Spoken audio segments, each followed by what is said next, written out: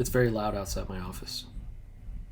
Hey gang, it's Thursday, September 23rd, and that means it's time for our weekly update. Hey, did you know that we have 2 new pastors here this summer and heading into the fall? And because Pastor John and Pastor Gino are here, I have found myself telling a lot of stories to them, hearing a lot of their stories, finding out more about them. They get to find out more about me, and that made me think we can do something fun here occasionally on these weekly updates. And so we are having a new segment today called Story Time with Uncle Jeff.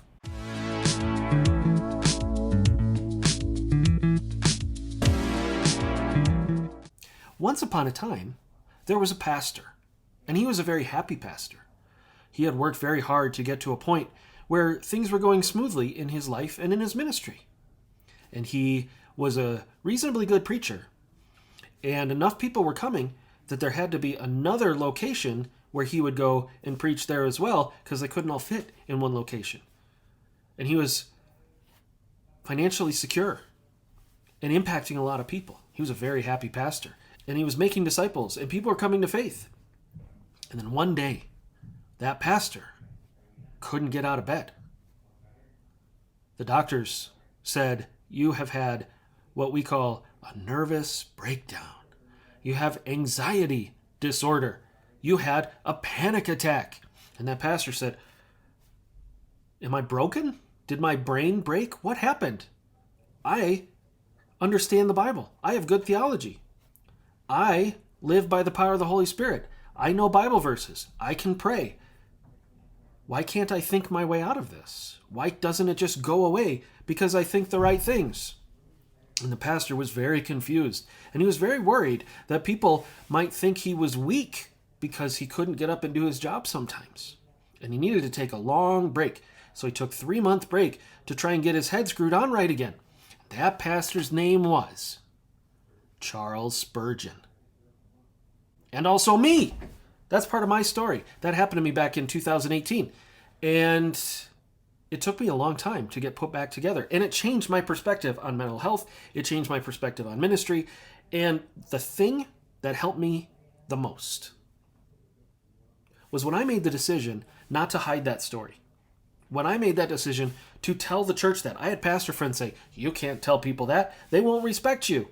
And I thought, if people don't respect me because I'm going through this real, actual, physiological time in my life, they probably don't respect me now, not knowing that. So I went for it, and I told people. And I opened up relationships with people that I didn't have the depth of those relationships before because they didn't know that about me and I didn't know that about them. And all of a sudden you're in the deep end of friendships. And it's so nice to be in the deep end of friendships because you know what we all need? We all need people who love us, who care about us, even though they know us, right? Where you can be yourself and know you're still going to get cared about. You're still going to get encouraged. You're not going to be judged. You're going to be cared for. That's what we need. And God, who wired in us this need for friends like that, invented this cool thing where you can find those friendships called the church. Now, because of COVID, we've all been in different places and it's been tough to connect with people, but I want to tell you today that you are loved, that you are cared for, that people know you and will still encourage you and care about you. And if you don't know any of those people, you should come meet some of those people here at Grace Church this Sunday, 8:30 and 10:15. We'd love to have you.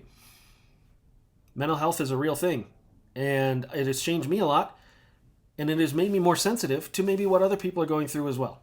So I'm not always the best caregiver. I'm not always the best person to remember to make those phone calls. But today I want to encourage you, make a phone call to somebody who you think needs to hear from you that you care about them. Because we all need that phone call. And if you're the person who can make that call today, make that call today.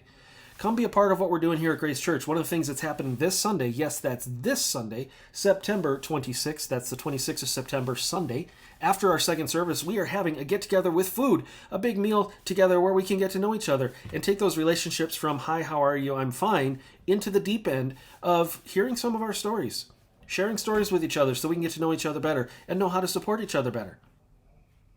So if you're coming to that, bring a side dish. That'll be after the second service. And if you watch my Tuesday video, you might know that I mentioned we're going to have a special guest speaker this Sunday. Turns out we're not going to have a special guest speaker this Sunday because he has COVID and can't travel. So that's a bummer. Which means you get another special guest speaker, me. But we'll have fun with it. We're going to continue our series in Luke, and it's going to be fun. So please join us for that. A lot of great things are going on this fall. We've kicked off our fall ministries. So Wednesday night, family night here. We have adult ed, we have youth ministry, we have kids ministry. Coming out for that. That's a really good time. Sunday morning, our adult ed classes have started in addition to our worship services. So you're welcome at any of those. Until next time, I'm Jeff, and you're you, and God is God. And make sure that you take those relationships into the deep end of the pool. It's way more fun there.